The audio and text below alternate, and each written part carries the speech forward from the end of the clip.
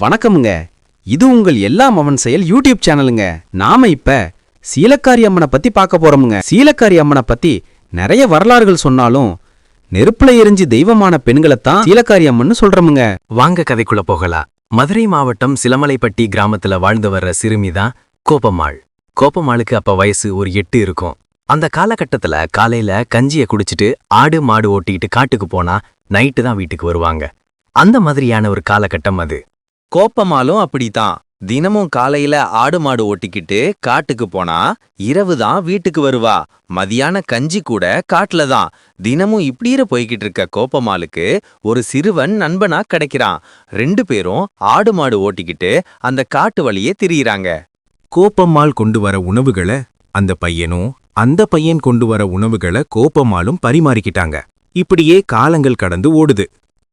அவங்களுக்கு இடையிலான நட்பும் நெருக்கமாகுது. குழந்தை உள்ளம் மாறாத கோப்பம்மாள் பெரிய மனுஷியா ஆகிறா. பெரிய மனுஷியான கோப்பமாகிட்ட அவளோட அம்மா குனிஞ்சதுல நிமிராம நடக்கணும்.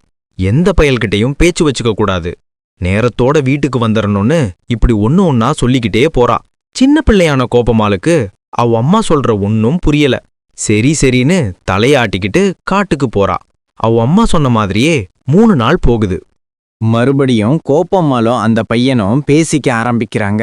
கோப்பம்மாள் அவன்கிட்ட பேசுறப்ப எந்த வித்தியாசமும் தெரியல. ஏன்னா சின்ன பிள்ளையிலிருந்து 2 பேரும் ஒன்னாதான் தெரிஞ்சாங்க. அந்த பையனுக்கும் அப்படிதான் தெரியுது.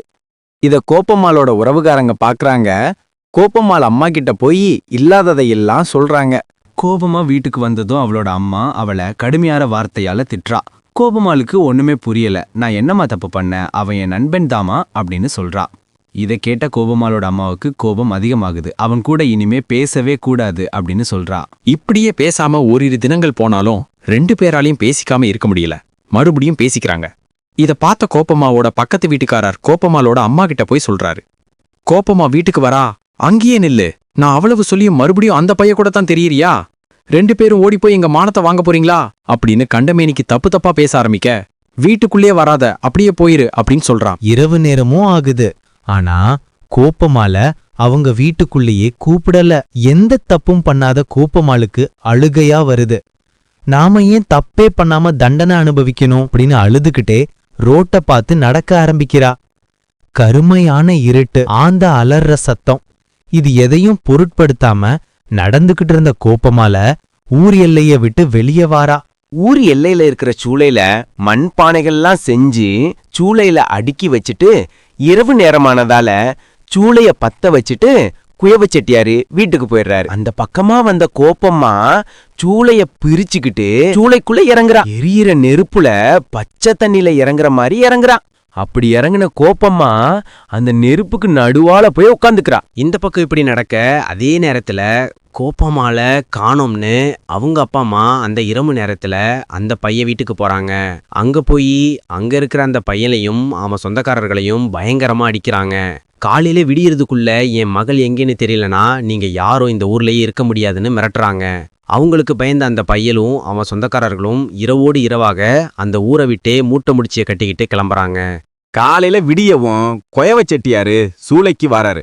நைட்டு ஃபுல்லா நெருப்புல எரிஞ்ச கோப்பம்மா கொத்துயுரும் கொலையுருமா கிடக்கா. அத பார்த்து குயவ செட்டியாரு அதிர்ந்து போறாரு.